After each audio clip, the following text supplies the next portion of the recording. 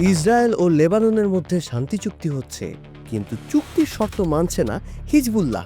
Israel আবার একদিকে লেবাননে হামলা চালিয়ে যাচ্ছে, অন্যদিকে গাজার পশ্চিম তীরে বিশাল এলাকা জুড়ে অবৈধ বসতি স্থাপনের ঘোষণা দিয়েছেন ইসরায়েলি মন্ত্রী। তাহলে সব মিলিয়ে কি দাঁড়ালো পরিস্থিতি?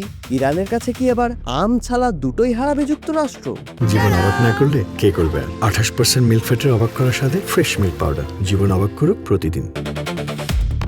মার্চ থেকে টানা সংঘাতের পর মার্কিন মধ্যস্থতায় অবশেষে সমঝোতায় এসেছে ইসরায়েল ও লেবানন। চুক্তি অনুযায়ী লেবাননের ইসরায়েলি সীমান্ত এবং লিটানি নদীর মধ্যবর্তী এলাকা থেকে হিজবুল্লাহকে সরে যেতে হবে। এর বিনিময়ে বৈরুতে হামলা চালানো বন্ধ করবে তেল আবিব। তবে ইসরায়েলি প্রতিরক্ষামন্ত্রী বলছেন, লেবাননে হিজবুল্লাহ অধিকৃত অঞ্চলে সন্ত্রাসী অবকাঠামো ধ্বংস করার জন্য অভিযান চলবেই। সমঝোতার অধীনে থাকা অঞ্চলটি এখন ইসরায়েলের দখলে।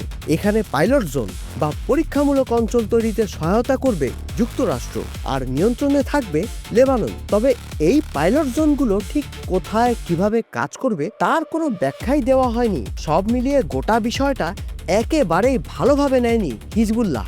দলটির নেতা নাইম কাসেম বলেছেন, যুদ্ধবিরতির মাঝেও যখন ইসরায়েলি হামলা চলছে তখন হিজবুল্লাহর যোদ্ধাদের সরিয়ে নেওয়াটা আত্মসমর্পণেরই সমান। এত রকমের জগাখিচুড়ির মাঝেই যাচ্ছে আরেক আশঙ্কা। ফেব্রুয়ারিতে ইসরায়েল সরকার নিয়ম চালু করেছিল, ফিলিস্তিনিরা যদি জমির মালিকানা প্রমাণ করতে না পারেন তবে সেই জমির দখল নিয়ে নেবে ইসরায়েল। আর সেই অজুহাতে ইসরায়েলি অর্থমন্ত্রী বেজালেল স্মোট্রিচ বলছেন, পশ্চিম তীরে নতুন করে 2000-এর বেশি ইহুদি বাড়ি নির্মাণ করা হবে। তার মানে ফিলিস্তিনের আরও অনেকটুকু অংশকে ইসরায়েলের অংশ করে নেওয়ার পায়তারা চলছে। সব কিছু তালগোল পাকিয়ে এখন বিপদে পড়ে গেছে ট্রাম্প প্রশাসন।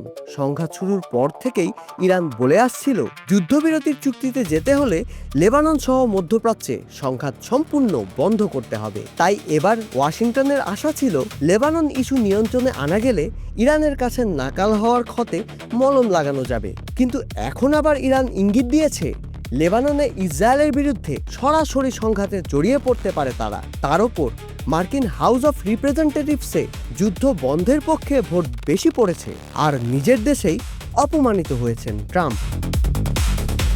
তেহরান চায় তার $100 কোটি রাজস্ব, নিষেধাজ্ঞা প্রত্যাহার, ইরানি বন্দর থেকে মার্কিন অবরোধ প্রত্যাহার। হরমুজের নিয়ন্ত্রণ ফিরে পেতে যুক্তরাষ্ট্রকে প্রচণ্ড চাপে রেখেছে ইরান। কিন্তু ট্রাম্প যা চেয়েছিলেন সেটা হলো ইরানের ইউরেনিয়াম কেড়ে নিয়ে নথি স্বীকারে বাধ্য করা। সেই লক্ষ্যের ধারে কাছেও তিনি পৌঁছতে পারেননি। আবার লেবানন ও ফিলিস্তিন দখলে নেওয়ার ইসরায়েলি চক্রান্তকে ঘিরে নতুন করে দানা বাঁধছে সংঘাত। ট্রাম্প প্রশাসন এখন দাঁড়িয়ে আছে খাদের কিনারে। যুদ্ধ থামাতে না পারলে হারাতে হতে পারে ক্ষমতাও। সবচেয়ে ঘনিষ্ঠ মিত্র নেতানিয়াহুই এখন হয়ে উঠছেন ট্রাম্পের পতনের কারণ।